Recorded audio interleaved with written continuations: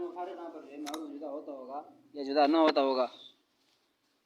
اس کے یہاں پر بتایا کہ یہاں پر اگر جدا نہ ہوتا ہو تو پھر یہاں پر جو ہے پہلے قسم حرکت الفلک. اگر جدا ہوتا ہو تو دو حالت خالی نہیں ہے، جلدی جدا ہوتا ہوگا یا آہستہ. تو جلدی جدا ہونے کی مثال یہاں پر جو آپ کو بتا دیا کہ چہرے پر یہاں پر جو ہے زردی کا یا سرخی کا آنا، شرمندگی کی وجہ سے یا ڈر کی وجہ سے سرخی زردی آتی ہے اور یہ جلدی زائل ہوتی ہے، تو یہ عارض مفارق ہوا. اور مفارق میں سے بھی وہ ہے وہ قسم ہے جو جلدی زائل ہونے والا ہے یا آہستہ زائل ہوتا ہوگا جیسے جوانی. بھائی یہاں پر جو ہے اس سے پہلے پڑھ چکے تھے ہم کل تک لازم کی اقسام. لازم کے 3 قسمیں پہلے، اس کے بعد 4 قسمیں، بین، خاص، بین، غیر خاص وغیرہ وغیرہ. لازم بین بمعنی الخص، بین بمعنی عام، غیر بین بمعنی خاص، غیر بین بمعنی عام، یہ ہو گئے تھے. اب مفارق رہ گیا تھا. شروع میں 1-2-3 دن پہلے یہاں پر بتایا تھا کہ 2 قسم بتایا تھا، لازم اور مفارق. یعنی عارض کا معروض سے جدا ہونا ناممکن ہو تو اس کو لازم کہتے ہیں، اگر ممکن ہو اس کو مفارق کہتے تھے. اب وہ مفارق آ گیا ہے. وَإِلَّا فَعَارِضٌ مُفَارِقٌ.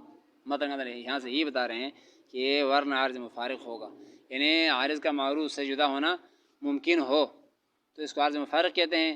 اس کے پھر اپنے یہاں پر عارض مفارق کے قسمیں بنتی ہے. پہلے قسم جدا ہونا ممکن تو ہے لیکن دائمی رہتا ہو، جدا نہ ہوتا ہو، یہ پہلے قسم.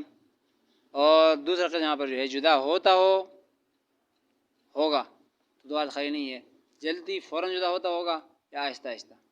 جلدی جدا ہو تو دوسرا قسم اور آہستہ زائل ہو تو یہ یہاں پر تیسرا قسم.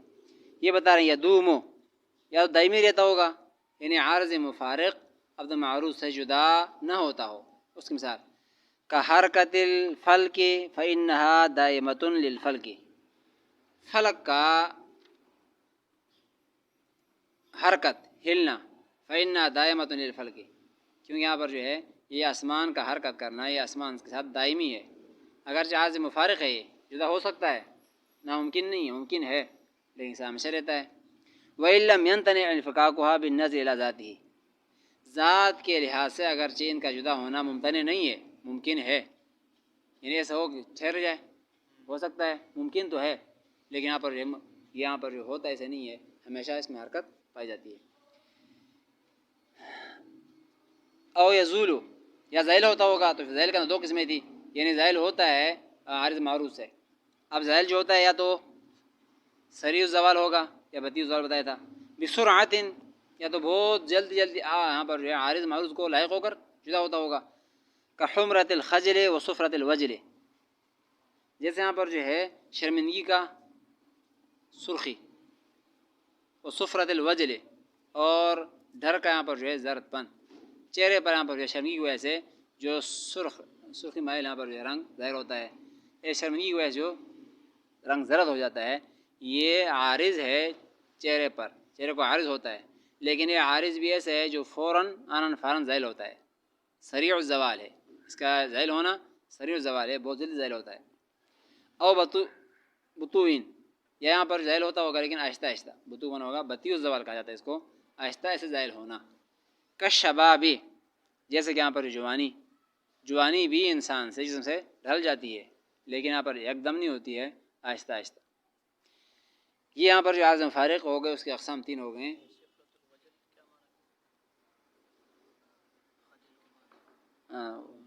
ڈر کے وجہ سے زرد پن. فصل مفہوم الکلی یسمى کلیا منطقیا ومعروضه طبعیا والمجموع عقلیا. یہاں سے کلی کی اور تقسیم بیان کر رہے ہیں. کلی کے 3 قسمیں بیان کریں گے، بتائیں کلی منطقی، کلی عقلی، کلی طبعی. ایک اور لحاظ سے قسمیں بیان کریں گے، کلی کے اقسام ذکر کریں گے. 3 قسمیں بنتی ہے کلی کی. کلی منطقی ایک ہوتی ہے، اور دوسرا کلی طبعی، اور تیسرا کلی عقلی. اب یہاں سے بتائیں گے کیا کیا ہوتا ہے اور سائن کا وجہ تسمیہ بیان کریں گے، وجہ تسمیہ. یہ تو پر مصنف نے اتنا کہہ دیا، مفہوم الکلی یسمى کلیا. مفہوم کلی کو کلی منطقی کہا جاتا ہے. جو کلی کا مفہوم تھا پہلے گزرا ہے اس مفہوم کو کلی منطقی کہتے ہیں. ومعروضہ طبعیاً، اور یہ جس کو عارض ہوتا ہے، یعنی اس کے جو افراد ہے، جو اس کا مصداق بنتا ہے، وہ کلی کھلائے گا، کلی طبعی. والمجموع عقلیاً، اور ان دونوں کے آپس میں جو نسبت ہے، یہ جو کلی منطقی ہو گیا اور کلی طبعی ہے، یہ جو مل کے چیز بنتا ہے، اس کے مجموعے کو کلی عقلی کہا جاتا ہے.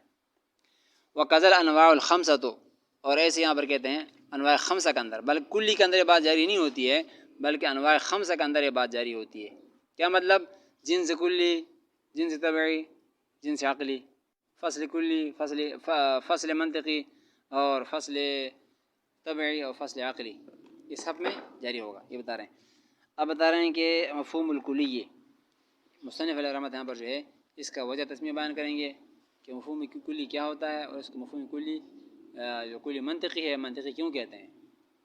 تعریف بھی ہو جائے گی ساتھ ساتھ، اور ساتھ یہاں پر اس کا وجہ تسمیہ ہوگا کہ کلی منطقی کیوں کہتے ہیں.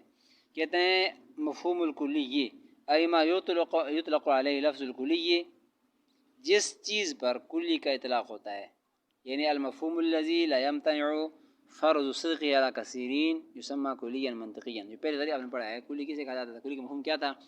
کہ جس کا کثیرین پر صادق آنے کو عقل مانے نہ جانے. کلی اس چیز کو کہا جائے گا کہ کثیرین بہت ساری چیزوں پر صادق آنے کو عقل مانے نہ جانے، اس کو کلی کہتے تھے. اب کہتے ہیں اسی کلی کو کلی منطقی کہتے ہیں، جو ہم نے پہلے پڑھا ہے، یعنی جو اس کی تعریف ہے وہ کلی منطقی ہی ہے. پھر آگے کلی عقلی اور طبعی اور بن جائے گا. تو یہ کہتے ہیں کہ جس پر اطلاق ہوتا ہے کلی کا، یعنی المفہوم الذی، وہ مفہوم لا یمتنع فرض صدقہ، جس کا صادق ہونا محال نہیں ہوتا علی کثیرین بہت ساروں پر، یہ کلی کا مفہوم ہے، کلی کی تعریف ہے، یسمى کلی منطقی، اسی کلی منطقی کہتے ہیں جو ہم نے پہلے پڑھا ہے. فإن المنطقی، اب یہ کیوں کہتے ہیں کلی منطقی، وجہ بتائیں گے، وجہ تسمیہ.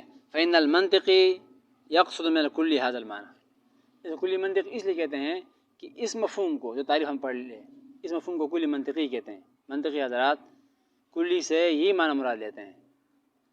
جب کلی کا معنی یہ مراد لیتے ہیں تو یہ منطقی لیتے ہیں، اسے کوئی کلی منطقی کہیں گے. یعنی ہر وہ چیز جو بہت ساری چیزوں پر صادق آتا ہو، یہ ایک تعریف ہے. تو کہتے ہیں یہ منطقی لوگ مراد لیتے ہیں تو اسے کلی منطقی کہیں گے. وہ معروض ہو، آگے بتایا تھا کلی طبعی کیا ہوتا ہے، اس کے معروض کو کلی طبعی کہتے ہیں. کیا مطلب؟ یعنی ایک کلی کی جو تعریف ہم نے کیا ہے، یہ جن افراد پر صادق آتا ہے، جن افراد پر صادق آتا ہے، انہیں افراد کو کلی طبعی کہا جائے گا. کلی طبعی، کیونکہ طبیعت کا معنی ہوتا ہے خارج، اور کیونکہ یہ تعریف جو ہوئی ہے اس کا خارج میں کے افراد بھی تو ہوں گے، اس کو مصداق بھی ہوگا، اس پر صادق آتا ہے. تو جو خارج میں اس کے افراد ہوں گے اس کو کلی طبعی کہا جائے گا. ظاہر ہے کہ انسان ایک کلی ہے، اس کے نیچے افراد ہوں گے جو خارج میں اس پر صادق آتا ہے، اس پر یہ ہو جائے گا کلی طبعی ہو جائے گا. یہ کلی طبعی ہو جائے گا، اس پر صادق آ رہا ہے خارج میں، کیونکہ بتایا طبعی کا معنی ہوتا ہے خارج. کہتے ہیں کہ معروض ہو ای ما یصدق علیہ مفہوم الکلی، معروض مراد یعنی ہر وہ چیز جس پر مفہوم کلی کا تعریف صادق آتا ہو. کل انسان والحیوان، جیسے انسان بھی ہے، حیوان بھی کلی ہے. یہ خارج میں جس چیز پہ صادق آئیں گے یسمى کلیا طبعیا، اس کو کلی طبعی کہا جائے گا. اب بھی کلی طبعی ہے، اب بھی یہ سارے جس پہ صادق آتا ہے کلی طبعی ہوں گے. لوجودہ فی الطبائع یعنی فی الخارج، یہ بتا رہے ہیں کہ طبعی کو طبعی کیوں کہتے ہیں، کہ طبعی کے معنی خارج ہوتا ہے، اور یہ افراد بھی کیونکہ خارج میں پائے جاتے ہیں. انسان کو جتنے افراد زید، عمر، بکر خارج میں پائے جاتے ہیں، تو اسے کلی طبعی. لوجودہ فی الطبائع، کیونکہ یہاں پر جو ہے یہ طبائع میں پایا جاتا ہے، یعنی خارج میں پائے جاتے ہیں. علامہ سیجیو لسان قریب آئے گا. اور آگے تیسرے کہ کلی عقلی، کلی عقلی کیا ہوتا ہے؟ المجموع المرکب من هذا العارض والمعروض، اس عارض و معروض سے جو نتیجہ نکلے گا اس کو کلی عقلی کہا جائے گا. یعنی عارض کیونکہ کلی منطقی تھی جو مفہوم تعریف، اور اس کو اس پر یہ صادق آ رہی ہے، وہ معروض بن گیا اس کا، اس کو یہ الحق اور انسان افراد وغیرہ. تو ان کا جو مرکب نتیجہ ہوگا انسان الکلی نتیجہ بن جائے گا. حیوان الکلی، وہ کلی اور حیوان ملا حیوان الکلی، انسان الکلی، اس کو کہیں گے کلی عقلی. کہتے ہیں کہ المرکب من هذا العارض والمعروض كالانسان الکلی والحیوان الکلی، یہ مرکب بن جائے گا. ان دونوں کو ملائیں گے تو یہ مرکب بن جائے گا. اس کو یسمى کلیا عقلیا، اس کو کلی عقلی کہتے ہیں. اب اس کلی عقلی کیوں کہتے ہیں؟ اذ لا وجود له الا في العقل، کہ یہ صرف عقل میں ہو سکتا ہے، باقی کوئی ملان سے کوئی نظر تو نہیں آتا کہ کیا ملا دیے. تو ایک تعریف ہم ذہن میں ہمیں پڑھ لیا ہے کہ ان دو کو ملائیں گے تو یہ لفظ بن جائے گا، اور یہ لفظ یہاں پر جو ہے کلی عقلی کھلاتا ہے. کہتے ہیں اس کے صورت صرف عقل میں ہی پائی جاتی ہے، اس وجہ سے کلی عقلی ہی کہا جاتا ہے اس کو. وقضى الانواع الخمسہ، کہتے ہیں صرف یہ بات یہاں پر نہیں کلی کے بارے میں بتایا، یہ تمام انواع میں پایا جائے گا. جیسے کلی میں یہ 3 قسم چلتی ہے، منطقی، طبعی، عقلی. جنس کے اندر بھی چلے گا، جنس منطقی، جنس عقلی، جنس طبعی. فصل میں چلے گا، نوع میں چلے گا. یہ کہتے ہیں خمسہ میں ایسے ہوگا، یعنی ان الکلی یکون منطقیا و طبعیا و عقلیا، جیسے کلی منطقی طبعی عقلی ہوتا ہے، کذالک الانواع الخمسہ، ایسے انواع خمسہ بھی ہوں گے. کیا مطلب؟ جن سے منطقی کہیں گے، وہ جنس تعریف جس سے صادق آتی ہے، جنس کی تعریف ہے اس کو جنس سے منطقی کہیں گے. اور جس پر صادق آتی ہے اس کو کہیں گے جنس سے طبعی. ان دونوں نتیجے کو کیا کہیں گے؟ دونوں کو مرکب کو جنس سے کیا نام ہے عقلی کہیں گے. تو یہ بتا رہے ہیں یعنی ان الجنس والفصل والنوع والخاص والعرض عام، یہ یہاں پر جو انواع خمسہ ہے، ان سب کے اندر تجری فی کل منہما هذه الاعتبارات الثلاثہ، ان کے اندر بھی یہ تینوں اعتبارات جاری ہوں گے. یعنی تینوں اعتبارات جو بھی گزر پڑے ہیں، منطقی اور طبعی اور عقلی، یہ تینوں میں یہاں پر جاری ہوں گے. مثلا مثال کے طور پر مفہوم النوع عن الکلی المقول علی کثیر، نوع کا مفہوم کیا، تعریف کیا تھی؟ الکلی المقول علی کثیر متفقین بالحقیقت، جن کے عقیدے مختلف ہو، وہ بہت ساری چیزیں، ہر وہ کلی خارجی ہے جو بہت ساری چیزوں پر بولی جائے جن کے عقیدے متفق ہو، یہ تو کہیں گے کلی نوع منطقی کہیں گے. یہ تعریف ہے. فی جواب ما ہوا کے جواب کا اندر جو طریقہ ہے بہت سی چیزوں پر، اسما نوعا منطقیا، اس کو نوع منطقی کہیں گے. وہ معروض ہو، اس کا معروض یعنی نوع کے اندر اس کا معروض یعنی جس پر صادق آتا ہے وہ انسان ہے، فرس ہے، ان کو نوعا طبعیا، ان کو طبعی کہا جائے گا. بڑے سے گزرا ہے. وہ مجموع العارض والمعروض، اس کے عارض و معروض کے یہاں پر جو ہے مجموعے کو کل انسان النوع، اس انسان النوع، فرس النوع، یہ ان کا مجموعہ بن جائے گا. اس کو کہا جائے گا نوعا عقلیا، نوع عقلی کہا جائے گا. وعلی ھذا قس البواقی، قس البواقی کہ اس پر باقی کو قیاس کر لو. جنس تعریف جہاں ہوگی اس کو جنس سے منطقی کہا جائے گا، اور جنس صادق آئے گا، جنس صادق آئے گا اس کو کہا جائے گا جنس سے طبعی، اور ان دونوں کے مجموعے کو کہا جائے گا جنس سے عقلی. ایسے خاص میں ہو جائے گا، خاص جو تعریف ہے وہ منطقی بن جائے گا، جس پر تعریف صادق آتی ہے وہ بن جائے گا طبعی، اور دونوں مجموعے میں لائیں گے تو بن جائے گا عقلی. کہتے ہیں کہ بل الاعتبارات الثلاث تجری فی الجزئی ایضا، کہتے ہیں کلی کے بارے میں تھا بلکہ جزئی کے اندر بھی یہ اعتبارات ثلاث جاری کریں گے. یہ 5 قسم جاری ہوتے ہیں. آگے کہہ دیا فقس الباقی، یہ باقی کا آپ خود قیاس کر لینا، ہر پہ خود تعریف کر دو. کہتے ہیں کہ اعتبارات ثلاثہ یعنی منطقی، طبعی، عقلی والی بات جاری ہوتے ہیں، چلتے ہیں فی الجزئی ایضا، جزئی کے اندر بھی. فإنا اذا قلنا زید جزئی، جزئی کے اندر کیسا ہوگا؟ ہم کہتے ہیں زید ایک جزئی ہے، زید جزئی ہے، کلی نہیں ہے، تو یہ مفہوم بن گیا، یہ ایک مفہوم ہے.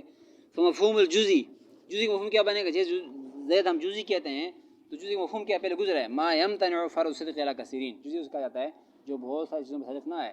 زید سے زید صادق آئے گا، جب یہ تعریف اس کی ہے سما جزئیا منطقیا، اس کو جزئی منطقی کہیں گے. ومعروض عانی زیدن، اور اس کا معروض ہے کہ جو ذات ہے، ذات زید نام تھا ایک، جزئی ہے. اور فی جہاں زید جو خود ہے سما جزئیا طبعیا، اس کو جزئی طبعی کہیں گے، یعنی خارج یہ پایا جاتا ہے، زیدی پایا جاتا ہے. والمجموع عن زیدن الجزئی، مجموع جو بن جائے گا زید اور جزئی دونوں کا، جو عقل میں عقلی چیز ہے، اس کو کہا جائے گا سما جزئیا عقلیا، اس کو جزئی عقلی کہا جائے گا. آخر دعوانا الحمد للہ.